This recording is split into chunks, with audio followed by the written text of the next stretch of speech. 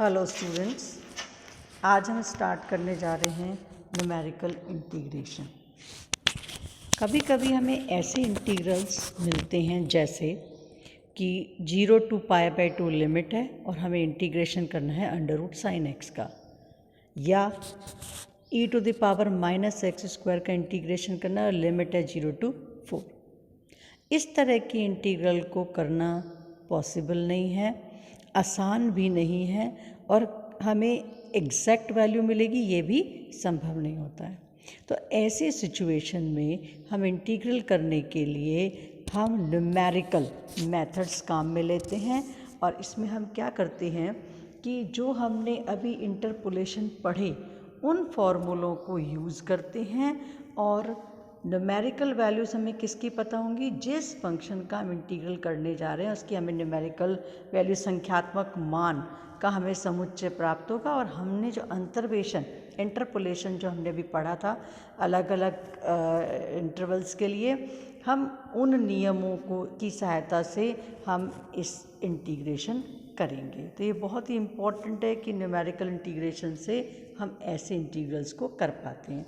अब proper definition में मैं कह सकती हूँ कि यदि हम न्यूमेरिकल इंटीग्रेशन वह विधि है जिसमें इंटीग्रैंड यानी कि समाकल्य यानी कि f(x) के संख्यात्मक मानों के दिए हुए समुच्चय से निश्चित समाकलन integral a to b f(x) dx के मान सन्निकटन ज्ञात करते हैं। अब मैं आपको कराने जा रही हूँ कुछ फॉर्मूले जिनका कि हम यूज़ करेंगे। तो जिसमें मैंने जैसे जैसे फॉर्मूले निकालती जाऊँगी मैं आपको बताती जाऊँगी कि हमने किन किन फॉर्मूलों को कैलकुलेट किया। तो सबसे पहले हमने मान लिया कि हमारे पास में x के इक्वल डिस्टेंस के ऊपर मान दे रखे हैं x0 प्लस h। तो यहाँ मैं x0 is equal to a ले रही हूँ, तो x0 प्लस h कितना हो जाएगा, a plus h, a plus 2h and a plus nh। और जो function y is equal to f(x) है वो हमने मान लिया कि इन वैल्यूज़ पर जो मान ग्रहण करता है वो हैं y0, y1, y2, yn क्रमशः। ठीक है, तो न्यूटन ग्रेगरी जो फॉर्मूला है उसके अकॉर्डिंग हमारा y क्या हो जाएगा, that is f(x) is equal to y0 plus u into del y0 plus u into u minus 1 upon factorial 2 del 2y0 plus u into u minus 1 into u minus 2 upon factorial 3 into del 3y0 and so on. और क्योंकि हमें nth मान तक दे रखा है tell N y0, तो हमारे पास क्या आ जाएगा, u into u minus 1 into u minus 2 up to u minus n plus 1 upon factorial n del n y0, where u is equal to x minus x0 upon h और x is equal to x0 plus UH। ये हम पढ़ चुके हैं। अब हमें integral किसका calculate करना है, x0 से x0 प्लस NH के बीच हमारा फंक्शन है y dx। मतलब हम क्या चाहते हैं कि y को इंटीग्रेट करना चाह रहे हैं, लिमिट है x0 to x0 plus NH। अब हमने क्या किया मैंने आपको अभी अभी कहा x0 मेरा a है, तो मैंने इस x0 को लिख दिया है a plus NH y dx। अब हमने क्या किया, y को जो अभी अभी अपन ने न्यूटन ग्रेगरी फॉर्मूला था उससे खोला था, उस वैल्यू को रखा। तो मेरे पास x0 to x0 plus NH के बीच हम किसको इंटीग्रेट कर रहे हैं, y0 plus u del y0 plus u into u minus 1 upon factorial 2 del 2y0 and so on. और अभी मैंने इसकी वैल्यू क्योंकि लिमिट x में ही रखी है तो मैंने लिखा है dx और उसको दे दिया इक्वेशन नंबर 1। अब हम क्या करें, क्योंकि हमारा फंक्शन u का है तो हम इंटीग्रल को भी बदलेंगे। तो आपको मैंने अभी पहले बताया था x0 is equal to x0 plus UH या u is equal to x minus x0 upon h। हमने इसको इंटीग्रेट कर दिया, इंटीग्रेट किया तो क्या आ जाएगा, du is equal to dx upon h और dx is equal to du into h। तो हम यहाँ dx की जगह क्या रख देंगे, इक्वेशन नंबर 1 में हमारे पास आ जाएगा dx की वैल्यू h इंटू du, और x0 इज योर a और x0 plus NH is a plus NH। जैसे ही हम वैल्यू रखेंगे u में, तो u कितना हो जाएगा, देखिए x0 plus NH minus x0, यानी सिंपली NH अपॉन H हो गया n, और जब हमारा x is equal to x0 है तो u हो गया 0। तो मेरे पास इक्वेशन नंबर 2 में क्या आ गया, h जो मैंने dx की जब इंटीग्रेट किया तो h और du तो यहाँ आ गए, और लिमिट्स किस में कन्वर्ट हो गई, u is equal to 0 to n, और फिर हमने फॉर्मूला एज इट इज लिख दिया। इसको दिया है मैंने इक्वेशन नंबर 2। अब हमने इंटीग्रेट करना शुरू किया और मैंने लिमिट भी इंटीग्रेट करना शुरू किया है। पहले मैंने देखिए कितना आ जाएगा, h as it is y0 हो जाएगा y0 into u plus u square upon 2 del y0, u into u minus 1 में हो जाएगा 1 अपॉन फैक्टोरियल 2, तो 1 अपॉन 2 तो as it is u square का यू क्यूब अपॉन 3 और माइनस यू का u square upon 2 del 2 y0।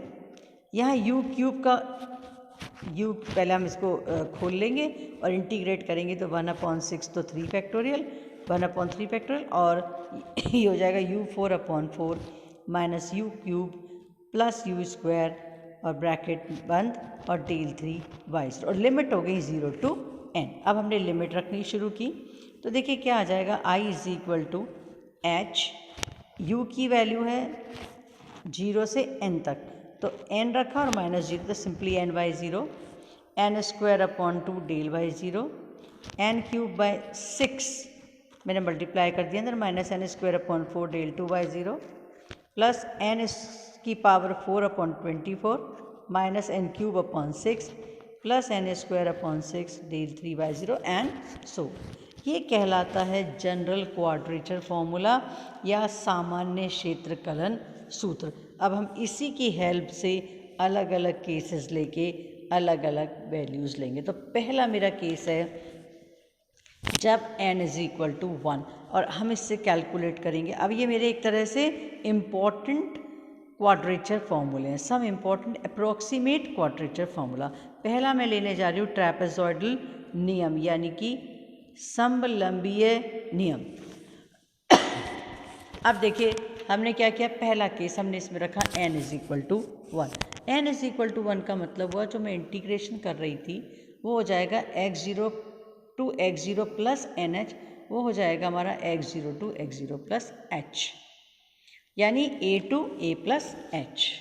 जब हमने n इज इक्वल टू 1 रखा तो हमारा y dx कितना हो जाएगा, हमारा y dx हो जाएगा y0 plus u del y0, आगे आएंगी ही नहीं टर्म्स, डेल 2 y0 आएगा ही नहीं। जब हमारे पास वैल्यू ही कितनी है, a और a प्लस h है, तो हम फर्स्ट फॉरवर्ड डिफरेंस ही निकाल सकते हैं, तो डेल y0 ही आएगा। तो y0 plus you del y0, जिसको कि मैंने खोला तो आया h y0 प्लस हाफ।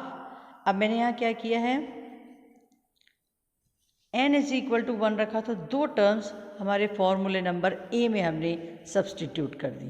तो a में जैसे ही सब्सटीट्यूट किया तो देखिए क्या आ जाएगा, h फॉर्मूला a, तो i is equal to h, और पहली वैल्यू आ गई 1, n की जगह 1 और y0 plus n square upon 2, तो 1 अपॉन 2 और डेल y0 हो जाएगा y1 माइनस y0। इसको मैंने इक्वेशन नंबर b दिया है, और उसको जब सॉल्व किया तो क्या आया, a to a plus H Y D X is equal to h by 2 y0 plus y1। ये एक्चुअल में कहलाता है ट्रेपेजॉइडल रूल। अब इसी की अकॉर्डिंग नेक्स्ट क्या हो जाएगा, a plus H to a plus 2h, values किस में कन्वर्ट हो जाएंगी, h by 2 y1 plus y2, a plus 2h to a plus 3h, तो h by 2 y2 plus y3, b equation से हम क्या, एंड सो ऑन। तो a plus n minus 1 h to a plus N H Y D X हो जाएगा h by 2 yn minus 1 plus yn। इन सबको हमने ऐड कर दिया। जैसे ही ऐड किया तो ये a से a प्लस एन एच तक इंटीग्रल हो गया, और y डी एक्स की वैल्यू आ गई h by 2 y0 plus yn plus जो बीच के बचे हुए सब रिपीट, तो ट्वाइस y1 y2, इन सबको ऐड करने पर हमें ये फॉर्मूला मिला। तो ये कहलाता है ट्रेपेजॉइडल रूल, यानी कि पहला और लास्ट का सम प्लस ट्वाइस किन का, y के मानों का, और बीच के सारे मानों का सम इंटू 2, और इंटरवल जो भी हमारा h है अपॉन 2 इस पूरी टर्म से मल्टीप्लाई हो जाएगा। इसको मैंने इक्वेशन नंबर c दिया है, और ये कहलाता है general trapezoidal rule. Second case में हमने किया n इज इक्वल टू 2 रखा, किसमें, इसी इक्वेशन नंबर a में। अब मेरे पास वैल्यूज़ क्या क्या होंगी, a प्लस एच और a प्लस 2h। तो कितने हमारे पास आ जाएंगे, पहला फॉरवर्ड डिफरेंस आएगा और सेकंड फॉरवर्ड डिफरेंस आएगा। तो देखिए क्या आ जाएगा, जैसे ही हमने n इज इक्वल टू 2 रखा इक्वेशन नंबर a में, तो हमारे पास वैल्यू हो जाएगी x is equal to a plus 2h, Y D X is equal to h 2y0। अब देखिए कैसे निकाली है मैंने, 2y0 plus twice y1 minus y0 plus 4/3 minus 1 y2 minus 2y1 plus y0। देखिए मैं वापस a फॉर्मूले पे आ रही हूँ। यहाँ मैंने क्या किया, n इज इक्वल टू रखा 2, तो i is equal to h 2y0। देखिए मैंने क्या लिखा है, 2y0। सेकेंड टर्म आ जाएगी n square upon 2 del y0, यानी 2 स्क्वायर अपॉन 2 यानी कि 4 अपॉन 2 यानी कि सिंपली 2। ठीक है, ये सिंपली 2। नेक्स्ट हो जाएगा हमारे पास में डेल y0, डेल y0 हो गया मेरे पास में y1 minus y0। Next n cube upon 6 minus n square upon 4, ये टर्म हो जाएगी 2 क्यूब अपॉन यानी 8 अपॉन 6 माइनस n स्क्वायर का मतलब 2 का स्क्वायर यानी 4 अपॉन 4, और ये टर्म हमारे पास सॉल्व होकर के आ गई है 4/3 माइनस 1। अब हमारे पास टर्म आ गई डेल 2y0, जिसको कि मैंने लिख दिया y2 minus 2y1 plus y0। ये हम पहले ही सॉल्व कर चुके हैं, या अपन चाहें तो first forward difference, second forward difference, और हमारे पास ये आ जाएगा। इसको सॉल्व करने पर हमारे पास आ गया h/3y0 plus 4y1 plus y2, जिसे मैंने दिया इक्वेशन नंबर D, और ये कहलाता है सिम्पसन्स 1/3 रूल। अब ये था a और a प्लस 2h। अब हो जाएगा next a plus 2h to a plus 4h, और हम सब में 2 का डिफरेंस बढ़ाते जाएंगे। तो कितना हो जाएगा, h/3 as it is D equation में। तो y0 की जगह y2, y1 की जगह y3 और y2 की जगह y4। तो बन गया h/3y2 plus 4y3 plus y4। और हमारे पास इस तरीके से a plus 4h to a plus 6h is equal to h/3y4 plus 4y5 plus y6, और a plus n minus 2 bracket में h a प्लस nh हो जाएगा। Y D X is equal to h/3 yn minus 2 plus 4 yn minus 1 plus yn। इन सबको add कर दिया। अब आ गया x0 is equal to a to a plus nh, और बाहर हो जाएगा h/3, सब में आपको दिख रहा होगा, और इन सबको हम जोड़ेंगे तो y0 plus yn plus 4 y1 y3 y5 up to yn minus 1 plus twice of y2 plus y4 plus yn minus 2, और ये कहलाता है सिम्पसन्स का 1/3 रूल।